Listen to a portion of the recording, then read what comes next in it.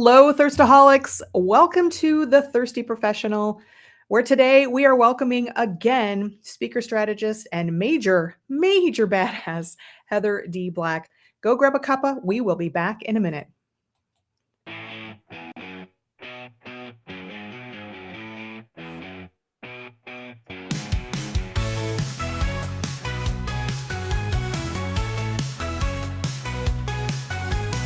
Welcome to the space where truth is poured. No corporate scripts, just tales explored. From passion quest to purpose found, the thirsty professional breaks new ground. So fill your cup, let's have a chat about careers, life, and all of that.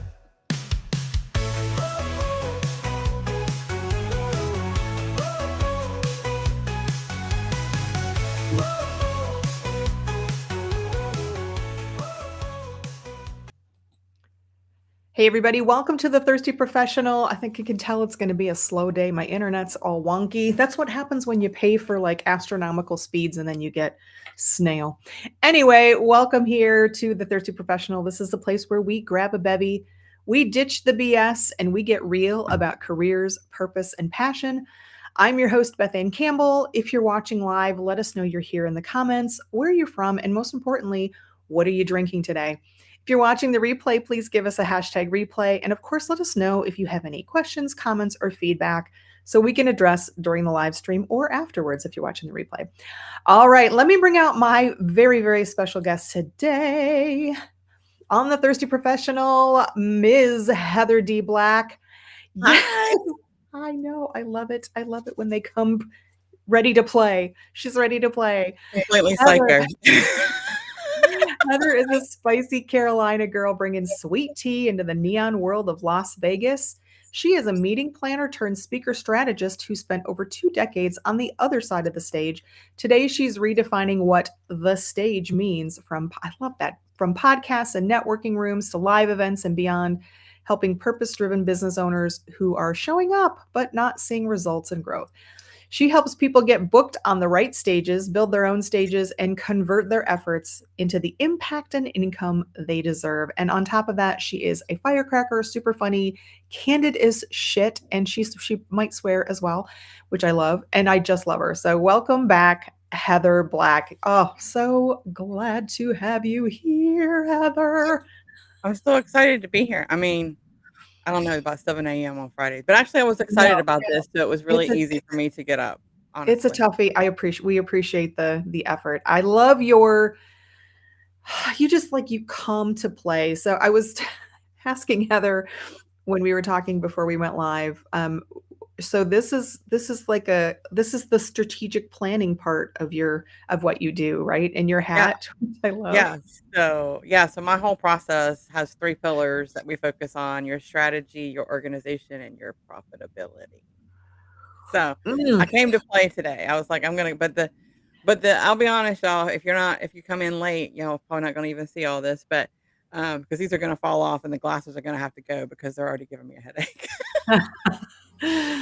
Well, we will love it while we can. And by the way, if you, like me, think that little thing that's on the angle there in her hat is a gloved little hand giving the finger, it's not. It's a chess piece. There you go. Chess piece for your strategy. You always got to be thinking like 4 steps ahead. Yes. So Heather, what are you drinking today? Do you have a bevy? I absolutely have a bevy. I have my extra strong coffee. Oh, I had Cool Whip on top, but it's melted now. Okay, so talk to me about Cool Whip, because you mentioned in a post that you like whipped cream, and we had, I think I mentioned that I am a Ready Whip extra creamy large size can because you need enough to, open your mouth. Fill your mouth. But you are a southern woman. I'm not surprised by the Cool Whip, but talk to me about Cool Whip because I'm kind of like Cool Whip is kind of not my thing. So I can't have the can because I would just go through the can in like a day. That's really the problem. Right. So that's the substitute is the Cool Whip. Also, if you grew up in the South, and anybody that knows this, your Cool Whip tubs, your what's it called? Crock Light, the little butter thing, the butter tubs. Those are cottage cheese. Yeah, Yeah, that's that's Tupperware. I mean, that's what that is, right? So it's it's all for about storage. repurpose, reuse, recycle. So you get the Cool Whip tub, and then I can put my soup from the Yeah, weekend in the crock pot in it. it's a Midwest thing too. It's a Southern thing in a Midwest because I have like mismatched cottage cheese, sour cream, anything that comes in a plastic tub because we do recycle here in the States, some places better than others, but we all also know that plastic recycling is kind of a lot less prevalent and lucrative Yeah. than it is. So yeah, you reuse everything. I mean, especially if you have a big family, which I do. When you have Christmas buffet or the Thanksgiving, everybody has to go home with something. I come with it. I Yeah. come prepared with whatever containers I have sitting around that have tops for them because that's the key, right? You have to have a top for them. Oh, yeah. Anytime I go to my mom's for a holiday for a meal, when we do game night every other week, and I take a container so I can bring leftovers home. Yeah, it's kind of like the law in I think the South and the Midwest that Yeah. you have to use those kind of containers. Also, that it's the law that you have to pop the Ready Whip canned whipped cream right in straight into your mouth whenever you use it on something else. It's you'll get arrested if you don't do that. So As you should, as you should. you Which is should. why I have to do the Cool Whip and not the Ready Whip because the can Yeah. would not I would go on See, everything. your logic is so sound because when my husband says get me something sweet from the grocery store, I will bring him home something like a mint chocolate chip. That's what I did this last week because I mean, if I were on a desert island and that's all I had was mint chocolate chip ice cream, okay, I'd eat it. I don't think it's disgusting. It's not like haggis or anything. Sorry, my Scottish friends. But it's not my thing. Like I don't it's not like a Reese's peanut butter cup, right? So if I can have that around and it doesn't really entice me. So I get your logic with Cool Whip Yeah. because Cool Whip would not entice me. But if I had nothing else, I would definitely put some in my coffee, even though it's basically oil and skim milk. So, oh, Basically. I love it. Thanks for ruining it for me. Sorry. Yeah. Okay, so I'm gonna jump into our comments really quick. So we've got Hale Hushim who's joining us. Hale is going to be joining us in a couple weeks for Oh, yay! a panel. My first panel, well, really my second, but the first one was a promo. Super excited to experience. We've got Kathy Dirksen, who's author speaker. I love my author speakers. Happy Friday. Hale says, all is in divine order. Happiest Friday. Kathy says, mocha is my bev of choice today. Kathy, can I just give you a cheers? Because I mean, I'm a seriously. bit of a coffee snob, but so I spent a lot of money on coffee that I grind myself, but then I put hot cocoa, sometimes chocolate chips, whatever. I have, extra espresso powder in my coffee today, so we could call it a mocha. Oh, Mocha. you are going over the top, woman. Mhm. Coffee with espresso powder. Yeah, heck yeah. But I can't say that I don't have espresso powder in my cupboard because I do. Hale, who's also a Pacific time, if she's at home today, I don't know if she is, but she says my bulletproof coffee is my favorite bev right now. Yeah, you kind of have to at 7 a.m. Yeah. That's good coffee too. Bulletproof is good coffee. Yeah. Oh, is that a brand? I was thinking that was just like a adjective. Mm-mm. Yeah, No, it it's is a a brand, brand. isn't it? Yeah. That's good coffee. Have you ever done cold brew, Heather? I haven't done cold brew. Should I? I like it. I don't like making it myself. I've done that a few times in the past, but I feel like it uses a shit ton of coffee. But you can buy it, and cold brew is it's supposed to, and I think it does take some of the acidity away from the coffee, so it's a little smoother. So yeah, I'm a fan. But I don't Yeah, I'm drink it gonna cold. I cold brew it and then I heat it up. So there you go. okay. Hale says, love this. Heather, love to play all the time. Let's play, creative and fun. Stella Scott. Stella, I have to Hey, tell you, Stella. Stella, I was telling, so Stella is the person who 2 years ago invited me to her beta program, Classy Vintage Mastery, telling me all about clothing and recycling and how it impacts our environment. And so now I'm almost exclusively, except for like underwear and socks, in shoes. I'm almost exclusively a thrifter. So I get all my stuff at thrift stores, charity shops, that kind of thing. I was telling Heather that I found this awesome Nirvana. I'm not even a major Nirvana fan. I mean, I like them. They think they're a good 90s representation, but I found this awesome sweatshirt about a year ago. And you know, when you, even if you're not a fan, sometimes if you find something that's just super cool, you get it. Yesterday, I popped into the little charity shop that's right next to my grocery store, and I found another Nirvana green. So, I mean, I'm kind of stoked, Stella. I can the gift that keeps on giving. Thank you so much. Stella says, Heather, you never fail to impress with your hats. I know she's I know. It's a thing. it is a thing, but and it's still intact, so I love it. All right. Renee Springer is here. I use both Ready Whip and Cool Whip. Yes, Renee, you know, I shouldn't come down so hard on Cool Whip. I did grow up with Cool Whip, and Heather does make a great case for having it because I literally just this week went through an entire can of Ready Whip in about 4 days. In my Mhm. defense, some of it I do give to my dog because she likes to lick it up the floor. Okay, Stella says, I don't think you can even get something like Cool Whip in Sweden. She's drinking latte and water. Yeah, because well, you Swedish people are like cool, but you also have weird licorice stuff too. So I think it's a trade-off. Okay, Kathy is on Pacific time too. Hale says there's check out Dave Asprey's about Bulletproof. It is grass-fed butter. It's so yummy and loves the sweatshirt. Thank you. Colors are divine. Thank you. All right, let's jump in because we could like Stella says Nirvana is it. I love it. See, I feel vindicated. I feel vindicated. All right, we got to talk about you, Heather. Let me get to my notes. Look, we always start off with who, you know, what do you do? Who do you serve? And where, talk about the passion in what you do because I know you have a lot of it. Yeah. So I serve purpose-driven business owners, speakers, authors, all those people that have a message that needs to get heard in the world. And a lot of times, what they end up struggling with is not their passion. What they end up struggling with is how do I get this out there to the masses, right? Because when you do one to ones and you do small groups, that's all great. But how do I reach the masses? Because the power of one to many is much more impactful. Sure. And so what I do is kinda help them figure out how to get where they need to be, because a lot of times they're just out there doing the thing, right? Their business coach told them, "Go do speaking, go do events, go host on guest on podcasts." I do speak English sometimes. Sometimes it's gibberish, I don't know. So what I do is kinda help them break through all the noise of being get visible and actually figure out where they need to be and how to get there. And because of my background of sitting in the seat of the meeting planner, I know it's about relationships. It's not about just, sending hundreds of proposals every week and doing the thing and la la la.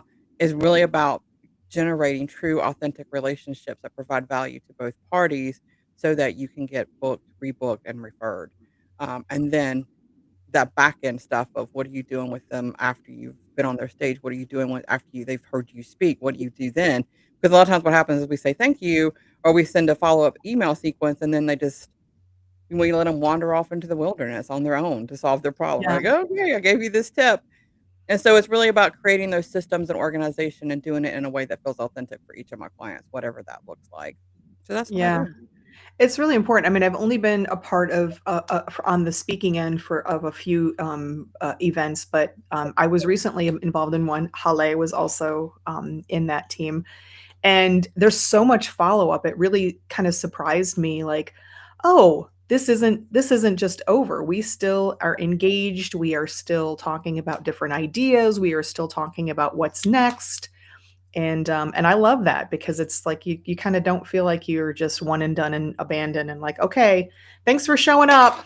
Okay, next, right? Yeah, right, exactly. Because applause is nice, but it doesn't pay the bills. Yeah, true, truth.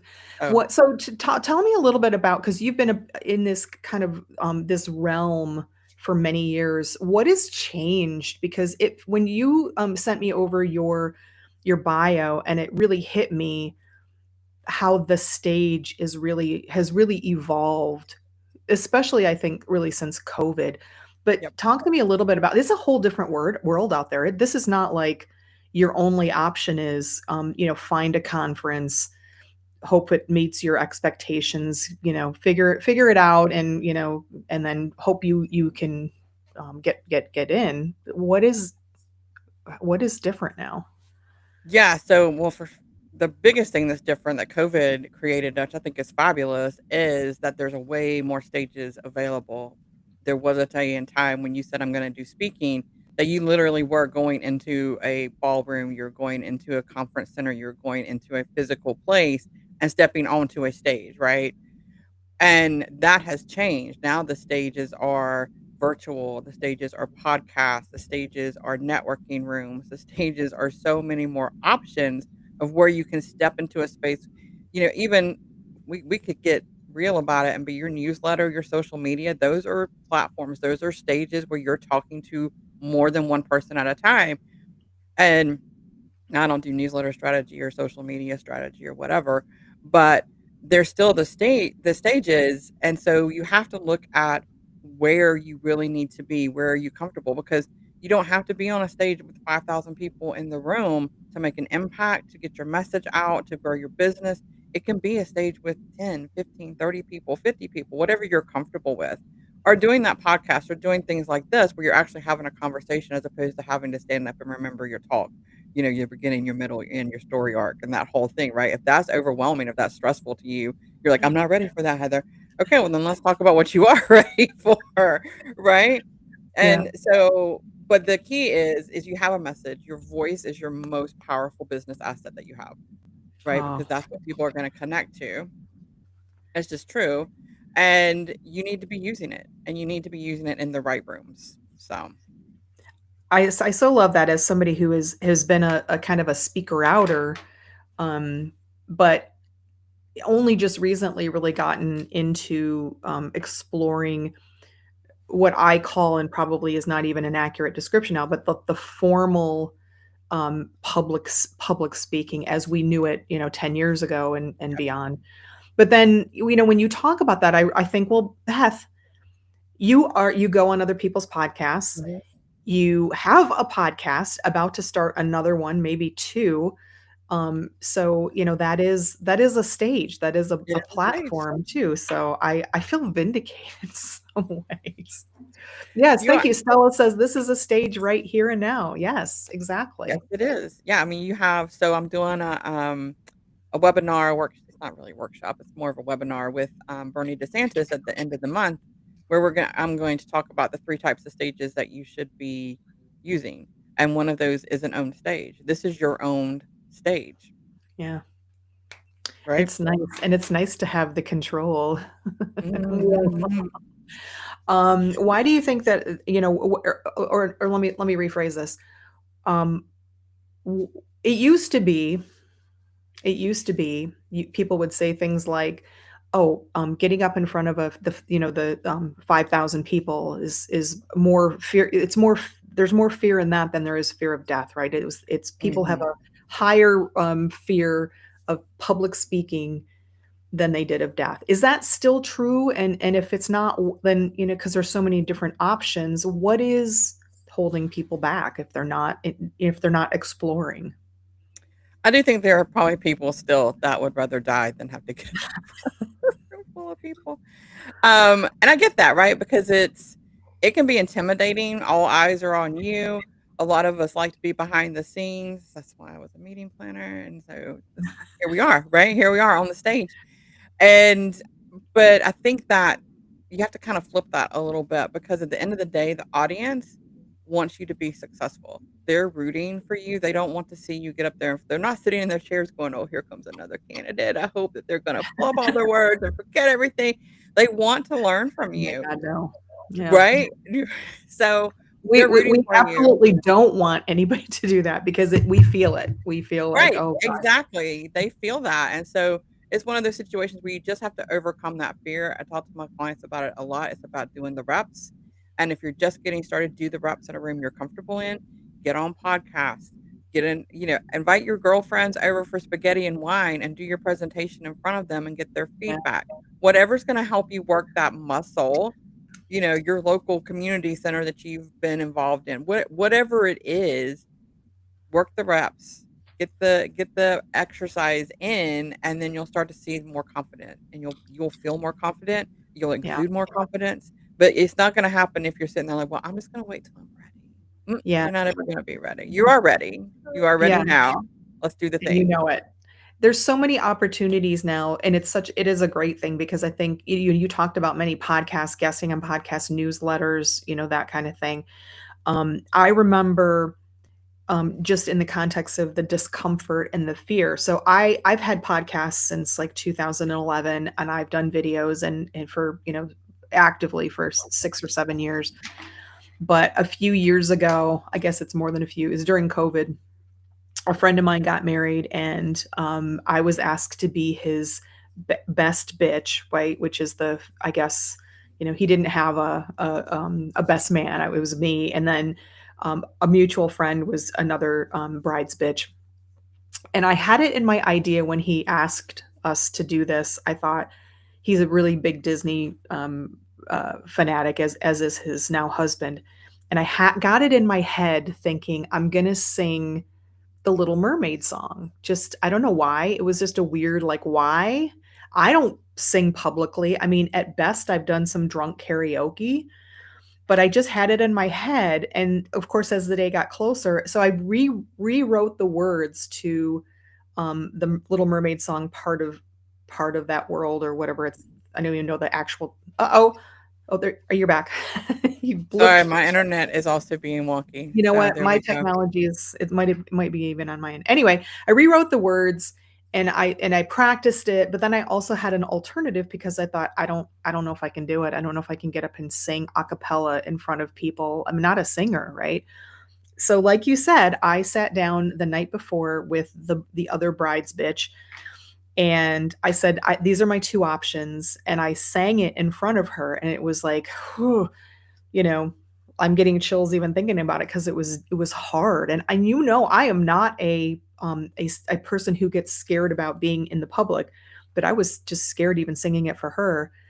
And I got done with both versions. She goes, "The song, yeah, 100%. Don't do anything other than the song. It's amazing. Do it." And so I did. But just to your point, I had to start with that. Like, okay, if she rejects me, which your friends never will, right? So you got to start small, and there are just so many opportunities these days to do So that, right? Because the yeah. stage is different. I love it.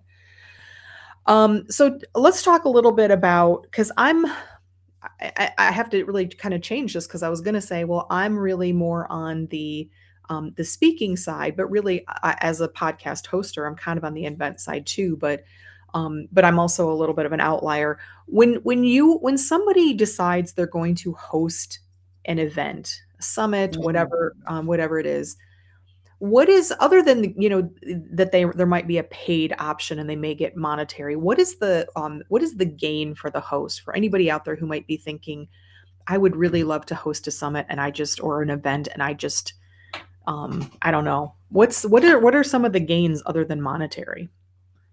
So, first and foremost, you're in complete control. That's Right? number I one mean, for me. number 1. No, I mean, like, honestly, like, you Control get to freaks of the world, listen up.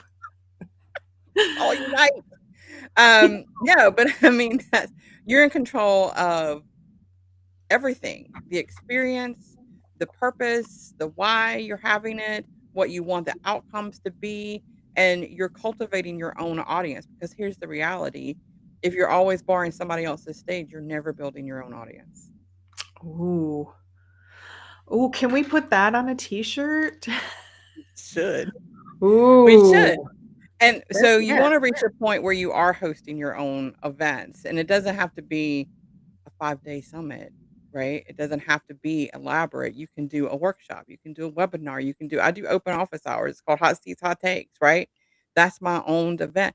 But you need to understand before you start planning it, because you are gonna be in complete control of what does that experience look like for your audience before, during, and after, right? What is the experience when they're just seeing those first emails or those first posts about it?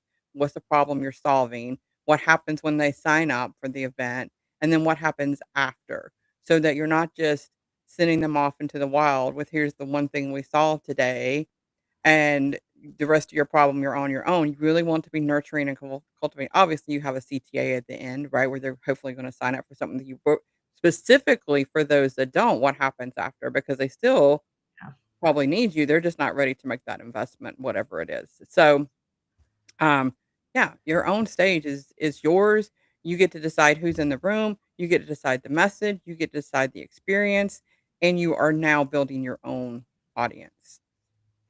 It's I mean, as a podcast hoster, I get asked the question a lot, like, how do you say no to people? And that is the glory. It's not fun to tell people, maybe it's not a good fit, but you get to do that because Yep. when you have a vision, you have to put up those boundaries. You have to say, "Look, you're a great person, but you're just not right for this." You're getting offended because I use the F word. You're probably not a good person for my show. So, I love that. Do you before they get to you, Mm. if people are coming to you, to talk about maybe event hosting, before they get to you, what do you think that they underestimate the amount of work that it's gonna be, or do they just not or do they have a completely perhaps wrong or misguided, impression of what they're gonna have to do, like, if this is a new host? Yeah, a lot of times they've underestimated, the amount of time that they need, how much work is actually involved, because most people, we go to these events, we go to conferences, we go to these things, and we're like, "Wow, I could do that." Like, that was so much, I right? don't. Like, that was awesome, and then when you actually start, like, you don't know the hours and weeks and months that went into putting that together and all of the details that went into the background, and, um yeah, they really, a lot of times they underestimate particularly if they're doing, like, retreats or summits, or they underestimate the cost involved. They rarely ever calculate their time into the budget when you start being like, "Well, Right? like, where's your time in this? Because you need to get paid because you're doing this thing," right? And so, there's just a lot of misconceptions about what really is involved from a time, energy, and a lot of times, particularly if it's an in-person event, they don't realize the amount of work that's gonna be involved on site to manage the event, and then they can't cultivate their audience and invest in their audience and focus on their talk and their thing that they're supposed to be doing and leading, um, and they end up just so burned out and exhausted, they never wanna do it again. Yeah. And I'm like, "Yeah, It well." it was very surprising to me, again, the few instances that I've been involved, how much work and this is I'm talking online, I mean, it's a whole different world with just different stuff if you're hosting an in-person event, but even a podcast, I know how much work goes involved is involved with, the technology and, making sure that the notes are there and things are set up. And oh my God, did LinkedIn decide to kick me out of Restream again and make me re-authenticate so it's not going to work? I mean, it's just all this little stuff and big stuff that I couldn't do it without somebody who knows what the hell they're doing because Yeah. it's certainly not for like a summit or a bigger event. Yeah, it really is, and a lot of times they don't have a clear strategy about what they really want the audience to experience. What is the through for you, your golden thread? We've talked about this before. What is the golden thread that gets them Yeah. through the event and then to working with you or whatever is the outcome that you want them to have? What is that through line so that that is through? It really comes down Yeah. to being very, very clear about your strategy, and making sure that you have it all planned out all the way through, not just the beginning and the event, but all the way from the very, "Here's what's happening now," all the way through what happens after. How far does passion get you in that game? It'll get you to sign a contract you might not need, and then reality starts to kick in, and I've had that happen. I've had clients that, that were really excited about their conference, and then we got into it, and we had signed the venue contract, and then she realized 'cause she was not paying me to do the full planning, right? Like, I was working as a consultant, so she was having to do the work, and she realized how much work it was going to be over her daughter's last summer at home. Oh, And, of course, she went off to college, and she was like, "Yeah, this is not," and she pulled the plug. And, yeah, like, it's passion will only get you so far. yeah, well, which would which would you rather have show up? Somebody who has just a shit ton of passion, I'm really excited about doing this, or somebody who has a little, maybe a moderate amount of passion, but they're a little bit, they've done this before and they're a good organizer and they can, follow direction. Which would you rather have? Which is better, or neither? I love both, but passion will only get you so far, so you really do have to have some kind of understanding and commitment to what you're getting into, Yeah. because you don't want to get halfway down the road or get, started down the road and you've made investments of time, money, and energy and realize this isn't for me because now, um, she had speakers confirmed, she had some things going on, and that just damages your reputation. Yeah. And you really just don't wanna go down that road. So, passion is great, but I'd really rather have somebody that's like, "I understand the work that's involved. Can you gap the passion that right? Can you Yeah. help me do this so that, I can maintain my passion?" Because the work will suck the passion out of you. Yeah. I think if it's kind of like the whole, is it better to be motivated or to be disciplined? And I find that discipline will bring about the motivation better than if you just try to be motivated, then you will find the discipline. And for me, and I think for a lot of people, it's counterintuitive, but if you have the discipline and you do all the things that you need to do, the passion, I think, will come, or increase or maintain better than if you just come in with passion only and you're like, no discipline, no planning, no organizing, no strategy. Yikes. That would be hard. Yeah, yeah, well, if we wait till we're motivated, we're probably never gonna do it. We're gonna wait. I've shouted it from a mountaintop. I was waiting for motivation when I was writing my first book, Where the Hell is My Bacon? And it took me almost 3 years to do 3 chapters. And there were two things. One was lack of discipline, just waiting for the motivation to write, and the other one was seeking perfection. And once I dropped both of those and just said, all right, it doesn't have to be good, and you're going to just write every day, even if it's just for 15 minutes, and then 3 months later I'm getting ready to publish. So it's very true. That's what I need to do. I um need to I need to stop waiting for motivation. yeah, see, well, yeah, somebody who's writing a book or who needs to write a book is, but you know what, sometimes you have other things going on, and that's okay too. I just want to go, to the notes or to the comments real quick. Eileen Pizzi is joining us, New Jersey, here with her coffee. Yay, Eileen. Hale says, yes, hosting your own events to be an authority. That's what's coming in August for me. Stay tuned. Awesome. We'll love to hear more about that. And she Mhm. said, yes, it's lots of work. Started planning and she's crawling right now. And hers is virtual. She asks a question. Do you also work online? You do. Yes, I do. Mhm. Yeah. 100%. Yeah, absolutely. Stella says planning, yes, makes me think of how people totally estimate the discipline and structure artists go through to produce anything from a recital to an exhibition. We're so spontaneous and to everything by inspiration. Yeah, right. I know. This is like, Yeah. it's like, oh, you're an overnight success. No, I've been working at this for 10 years, overnight success. So Yeah. Yeah. yikes. So flipping it to the other side, what's hot in speaking right now? Either venues or topics, or what are hosts looking for? So, honestly, hosts are looking for one of the cool things that happens when we kinda go into this economy where things are tight. One of the cool things that happens is event budgets get tight, and what that means is it opens up the door for, speakers who may not be the big name, right? Because 'Cause they're Mhm. not gonna pay for those, but the speakers who are true authorities and subject matter experts. So, obviously, one of the biggest things that's hot right now is AI, right?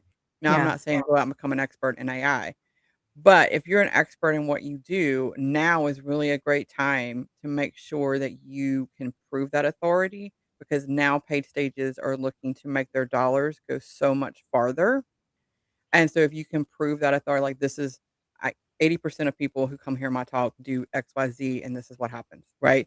They really those paid stages, those opportunities are so much greater now for people who aren't the big name. And so it's a really exciting time.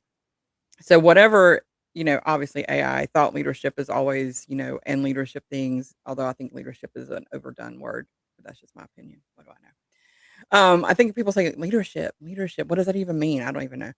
So, but So it's a hot topic, but we don't really know how or why. yeah, like, what do you do for leadership? So this is, I've gone off on a tangent. Sorry, y'all. It's No, Friday morning, it's 7 a.m. it's a tangent kind of show.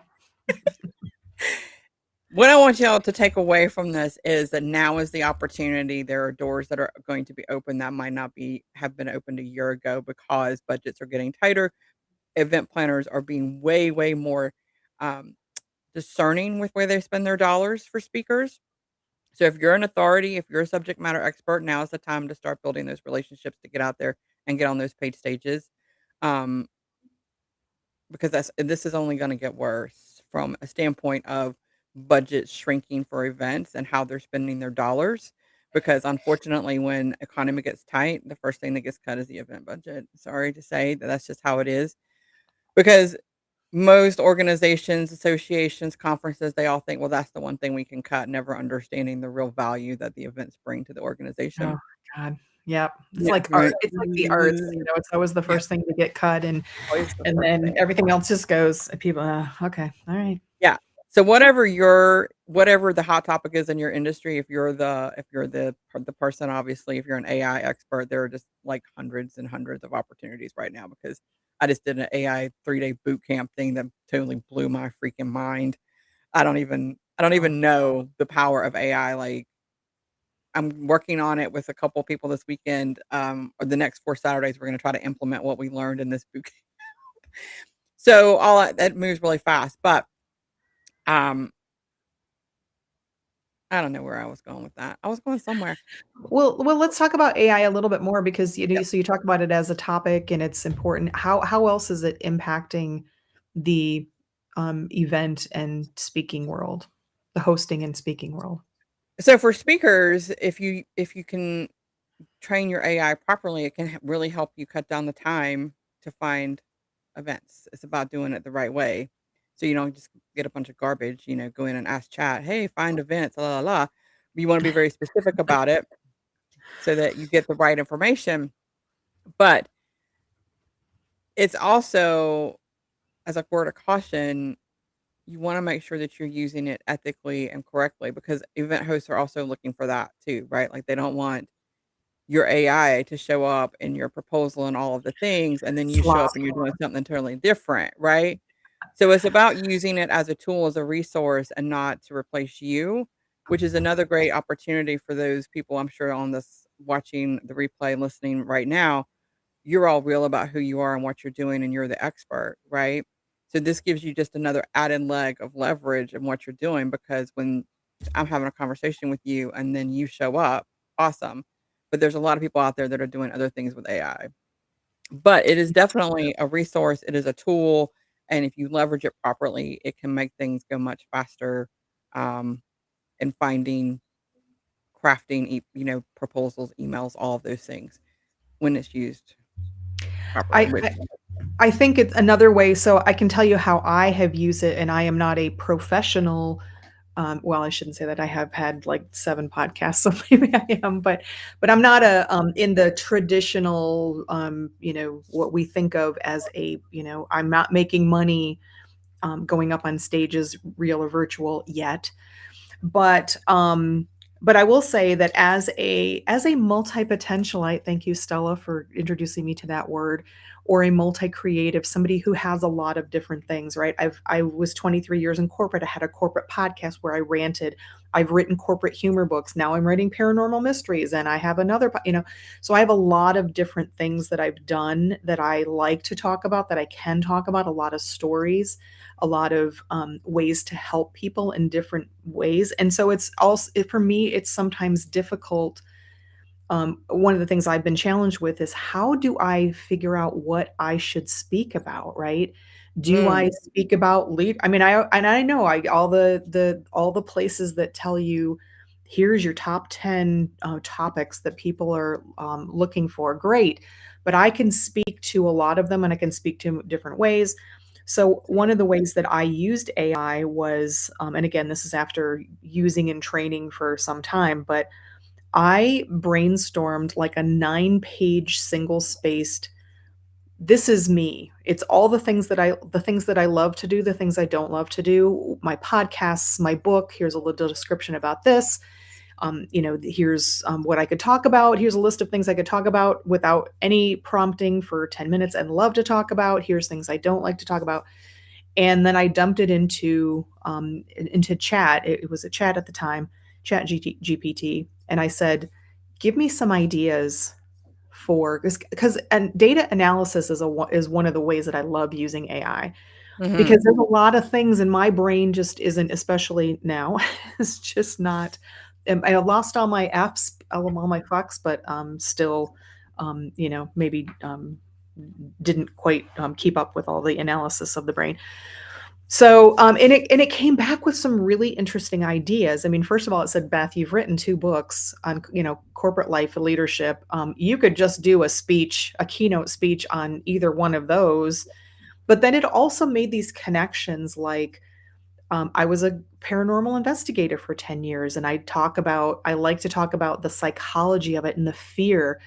And chat's like, well, fear in of a ghost is really no different than fear in your corporate life. You could tie those together. And so anybody who's out there and they're like, I don't know, what would I even speak about? I don't know. Try throwing your life story Yeah, into AI and seeing what it's going to analyze between the things that you're not making the connection. Maybe that's a good connection to make that's unique. yeah, I love that, and, I mean, honestly, if you're trying to figure that out, like, that's a great place to start because AI will give you some of those great you're like, "Oh, I hadn't thought about it that way." But also think about what do you wish people knew, right? From your own experiences, what do you wish you could save other people time Yeah. and energy in? Yeah. The mistakes that you've made or the lessons that you've learned that you could save somebody else and teach somebody else. How do you want them to feel? What do you want them to experience? And see what comes from that. I think a lot of people too, especially maybe new speakers who haven't, who want to get into something a little bit more formal, they're kind of stuck in the, well, I'm not an expert um, mindset, right? And I do that all the time. I'll be like, I'm not an expert. Well, I've written and published 3 books and helped and edited and published, almost ghostwrite a fourth, working on number 5. I've had like 7 podcasts, so I could say I'm not a podcast expert. I don't know. Maybe I am. Maybe I'm just not a podcast expert in what's the best microphone to use, but maybe I'm a good podcast expert in how do you vet guests? Because that's not a problem for me. I have a process. I came up with a whole, so anybody out there again who's thinking, well, I'm not an expert, you Mhm. might be. You might You be an probably expert. are. You probably are. I mean, if you're and I hear this all the time, "Well, I'm not a speaker." And I'm like, "Are you speaking in networking rooms? Do you talk to your audience? Do you" and they're Yeah, like, "Well, yeah, yeah." Okay, well, you're a speaker. A speaker is not something you have to aspire to be, it's something you already are. yeah. And you don't have to aspire to be an expert. You didn't start your business because you didn't know what you were doing. You didn't start a podcast, you did right? You already had some kind of expertise. You're already an expert. Own it. I Because don't that I that don't know becomes why a real thing, we just have to own it. yeah, and I don't know why it's so hard, because it has been for me to just acknowledge, what I shout a lot of things to the world, and I have for since I can remember, but then when I'm really thinking about it, I'm thinking, "Well, what do I have to shout to the world?" And, you know, but there's a lot, so I don't know. Maybe if you don't believe yourself, maybe you'll believe, Chat GPT or Gemini or Claude. Put it in there and do it. Heather, it's been so fun talking to you. I would love to throw you into the thirsty professional confessional, Oh, if I may. Yeah. So this is, you'll love it. You'll love it. This is Lord. so I don't know if you've ever watched the Stephen Colbert's Late Show. but he does Mhm. this thing called the Colbert Questionnaire, and I was watching it kind of, in doom scroll watching it one day, and I thought, I need to. I started this show actually thinking I was going to have a set of questions, and then I realized as I got along they were kind of boring. So I'm going to throw you in the thirsty professional confessional and ask you my standard questions. I have for you. I have taken the liberty of putting what I think you're going to say as answers, and then we'll see how close I am. So, all right. Oh Question god, number okay. one, Heather Black. What is the best beverage? Oh, dang. And it doesn't have to Um, be alcoholic, it's just when you think of what your favorite beverage is, what would you say? an espresso martini. So I said sweet tea, so I was way off. Well, sweet, yeah, I mean, but that's like water to me, right? Like, I wouldn't just Yeah, drink true, sweet tea true, because yeah. yeah. What, So, so I will give you a hint, mine is not alcoholic, but what would your guess be to what my favorite drink is? coffee. It is not coffee, it is milk. Ooh. Icy. Oh, well, sorry for you. I don't drink a lot of cow's milk anymore just because of the calories, so I've been drinking honestly, almond milk has more calcium here in the States, and I have a little tiny bit of, menopausal, bone density loss, and so my doctor said, "Yeah, up your calcium," and I know there are better ways to do it, but right now I like almond milk, but anyway, yeah, milk would be for me. Almond Your milk's not bad. office. Yeah. Your office, cluttered or clean? It's cluttered. Ding, ding, ding, ding, ding. Meet mine too. I mean, you can't tell from behind me, but my desk is very. Um, what is the best book that you've read, fiction or nonfiction, in the past 6 months Oh, shoot, in the past 6 months? or year, whatever? Um, Are you a big reader? I am a big reader, so just bear Can't with wait me to while read your book. it's gonna be so good. It's gonna be so good. She's ready to get out into the world. Um, oh, dang. Is there On top anything of that my comes to mind that can you remember a book that you've read in the last head. 6 months? Can you even That's remember my one book problem. that you've read? Are you literate, ma'am?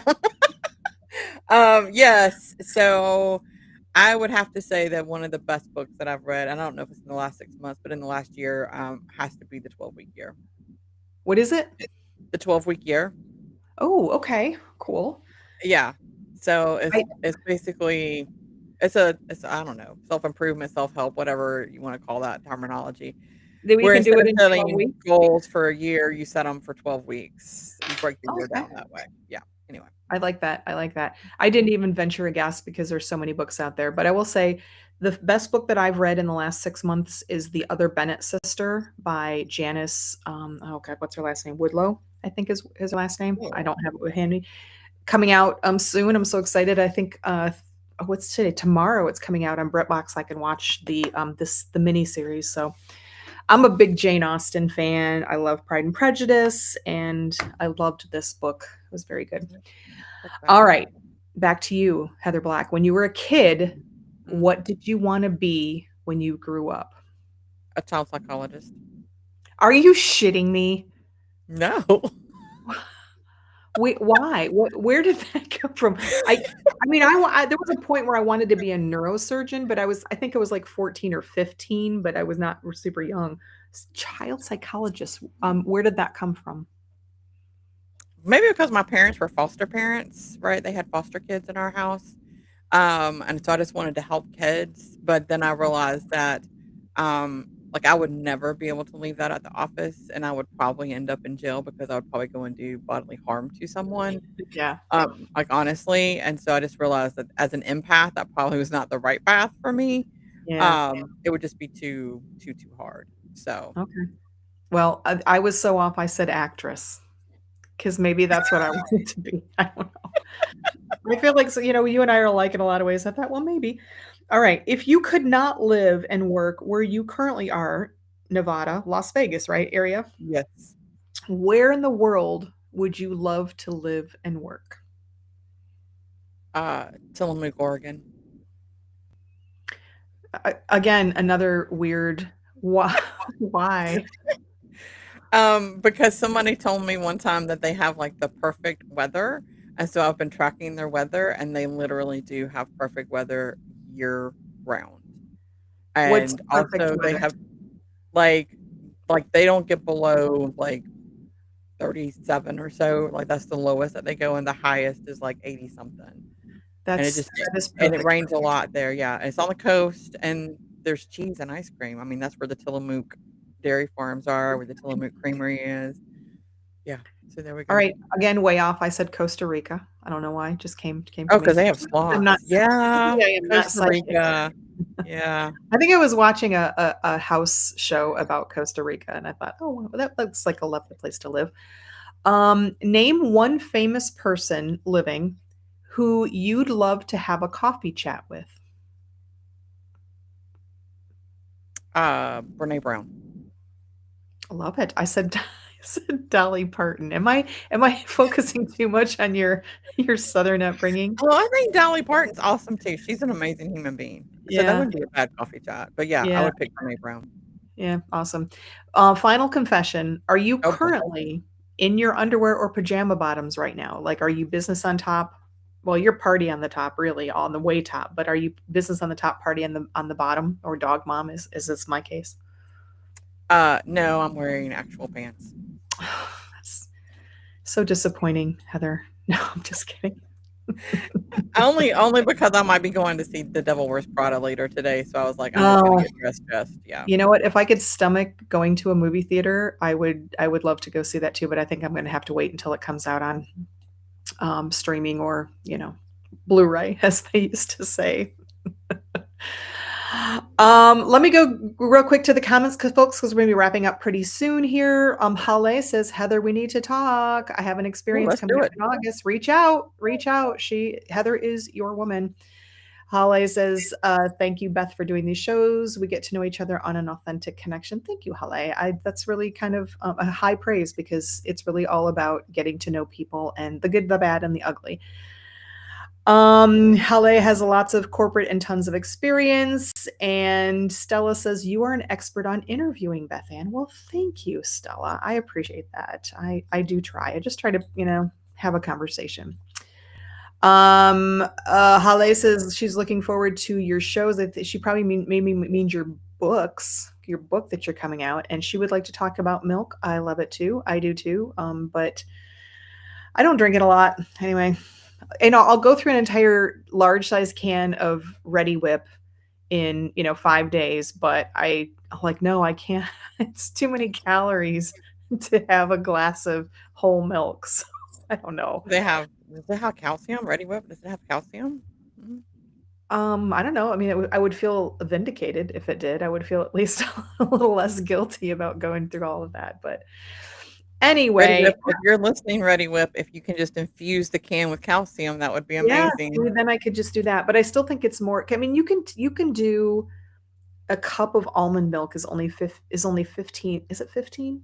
Maybe 30 calories. Yeah, it's 30 calories. So, and I'm trying to, cut down a little bit and just get a little healthier. So I don't not drink regular milk. I do. And obviously I ingest copious amounts of spray whipped cream. But anyway, Heather, before we wrap up, what do you want our listeners to know? Do you have anything coming up? And what is the best way to get in touch with you? And of course, we will put all your info in the comments. In fact, I have a few right here.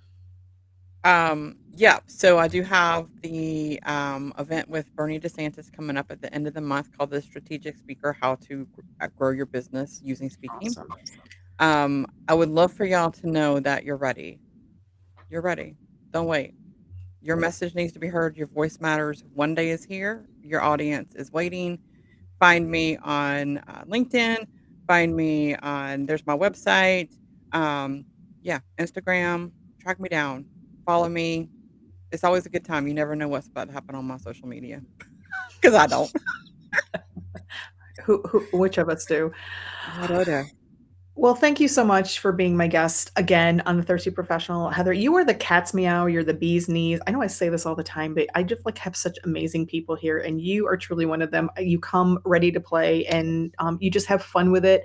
But you, when you start talking, the wisdom and the insight that comes out is just it's so true and raw. And this is how it is. And but I'm here to help. I just you have like this you're like a warm blanket of like, I need warmth, and there she is with this warm blanket of wisdom. So thank you. Thanks for being so authentically and amazingly you.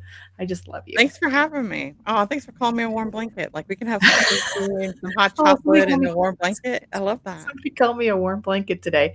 Well, you know what? You can Better never than a wet underestimate blanket. when you're cold and you need a warm blanket, you know what I'm talking about. If you know, you know. So there I you go. I know exactly what you're talking about. I love it. I think that's awesome. Thanks for having me. It's always a joy to talk to you, and, I hope everybody got something out of this today.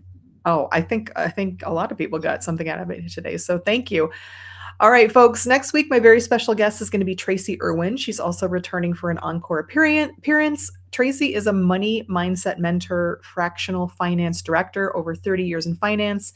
She built and then sold a successful accountancy firm and now helps business owners transform their relationship with money by combining the psychology of money with real financial strategy to break through those blocks holding them back.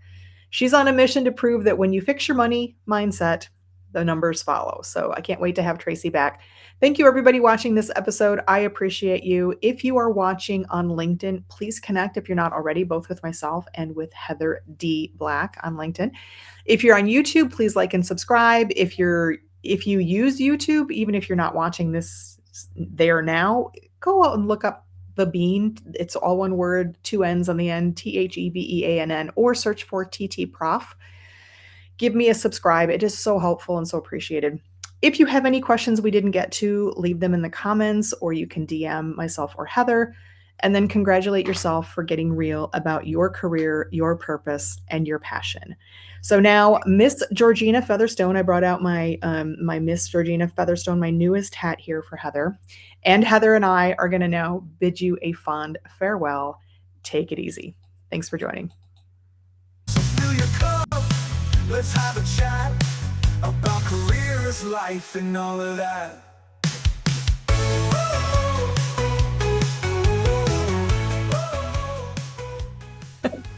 Well, that was fun. All right. Time to